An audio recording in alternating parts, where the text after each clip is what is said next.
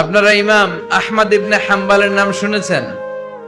হাম্বলি মাযহাবের অনেক বড় আলেম, মুহাদ্দিসুদ্দাহর। ওনার বিখ্যাত হাদিসের গ্রন্থ মুসনাদ আহমদ ইবনে হাম্বল একক হাদিসের গ্রন্থ হিসেবে পৃথিবীর সবচাইতে বড় হাদিসের কিতাব। প্রায় 40,000-এর মতো হাদিসের কম্পাইলেশন আছে এখানে। সুবহানাল্লাহ পড়া। এই মুহাদ্দিস ওনার শেষ জীবনে সব সময় হাদিস লেখা, হাদিস মুখস্থ, হাদিস সংগ্রহের কাজে ব্যয় করেছেন।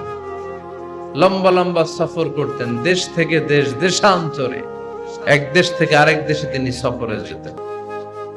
ওনার সফরের ঘটনায় পাওয়া যায় উনি এক শীতের সিজনে হাদিস সংগ্রহের কাজে সফরে বেরিয়েছেন। প্রচন্ড শীত। উনি এক মসজিদে ঢুকে মাগরিবের নামাজ পড়লেন, এশার সালাত আদায় করলেন। এরপরে ভাবলেন বাইরে এত শীত, যাওয়ার তো জায়গা নাই, এক কাজ করি মসজিদেই ইবাদত করে আর হাদিস পড়ে পড়ে কাটাই, ফজরের সালাত জামাতে পড়ে তারপরে বেরো। উনি ব্যাগ থেকে কাঁথা বের করে হাদিসের কিতাব নিয়ে পড়তে লাগলেন। কিন্তু মসজিদের দারোয়ান এসে বলে, উখরুজ মিনাল মসজিদ ইয়া শেখ, এই বুড়া মসজিদ থেকে বেরো। চিনে নাই, উনি যে এত বড় আলেমে দ্বীন মুহাদ্দিস, চিনতে পারে নাই। ইমাম আহমদ ইবনে হাম্বল বললেন, বাবা বাইরে শীত, আমি কই যাব? আমি মুসাফির মানুষ, আমি এই মসজিদে ফজরের সালাতও পড়ব, জামাতে পড়ে তারপরে বেরোবো, রাতটা আমারে থাকতে দাও। মসজিদের দারোয়ান বলে, না মসজিদে থাকা যাবে না, বের হন।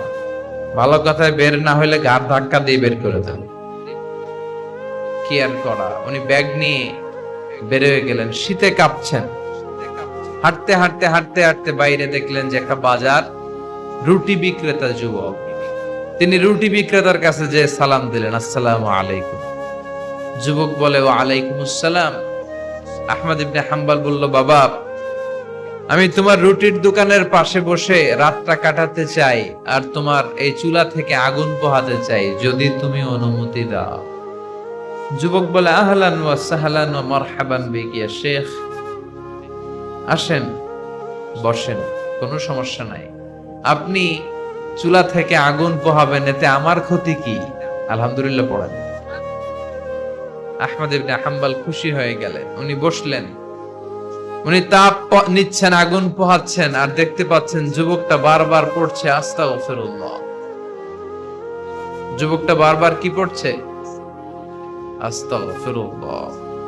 রুটি বানায় আর পড়ে আস্তাগফিরুল্লাহ। রুটি চুলায় দেয়, পড়ে আস্তাগফিরুল্লাহ। কেউ রুটি কিনতে আসলে তার কাছে রুটি তুলে দেয়, পড়ে আস্তাগফিরুল্লাহ। টাকা নিয়ে ক্যাশ বক্সে ঢুকায়, আর কি পড়ে? আবার রুটি বানাতে শুরু করে, আর কি পড়ে? ইমাম আহমদ ইবনে হাম্বল তার এই দৃশ্যটা দেখে অবাক হলেন। তিনি প্রশ্ন করলেন, যুবক, মা লাকা ইয়া শাব দাইমান তাকরাউনা আস্তাগফিরুল্লাহ। হে যুবক, কি হলো তোমার? আসার পর থেকেই দেখতেছিস তুমি খালি পড়ো আস্তাগফিরুল্লাহ, খালি পড়ো আস্তাগফিরুল্লাহ, কেন? যুবক বলে, এই ইবাদত করে, এই ইস্তিগফারের সাথে সব সময় লেগে থাকার কারণে আমি অনেক কিছু পেয়েছি। কি পেয়েছো? সে বলতে শুরু করলো, আমি মুস্তাজাবুদ দাওয়া হয়ে গিয়েছি। মুস্তাজাবুদ দাওয়া মানে এমন লোক, যে লোক দোয়া করতে দেরি, ওই দোয়াটা কবুল হতে দেরি হয় না। ইমাম আহমদ ইবনে হাম্বল অবাক হলেন।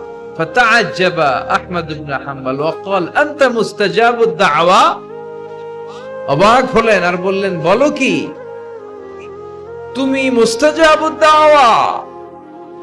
তুমি জীবনে যা দোয়া করেছো সব কবুল হয়েছে?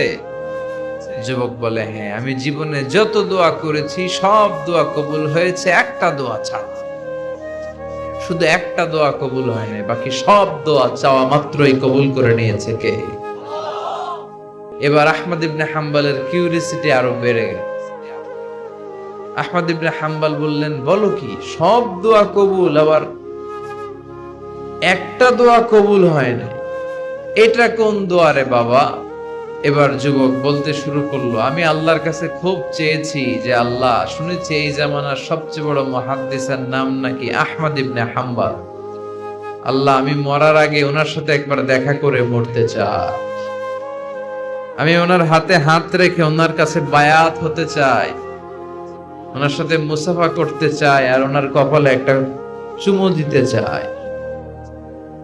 এই কথা শুনে ইমাম আহমদ ইবনে হাম্বল আর ধৈর্য ধারণ করতে পারলেন না, চোখের পানি ছেড়ে দিলেন। বললেন, যুবক, তোমার এই দোয়াটাও আল্লাহর কাছে কবুল হয়েছে,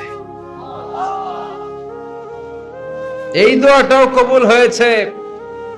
আনা আহমদ ইবনে হাম্বল, আমি আহমদ ইবনে হাম্বল, মুহাদ্দিসুদ দাহর, এই জামানার সবচাইতে বড় মুহাদ্দিস। আমার সাথে দেখা করার জন্য আমার দরবারে তোমার যাওয়ার দরকার নেই, আমাকে আল্লাহ তোমার দরবারে নিয়ে এসেছে।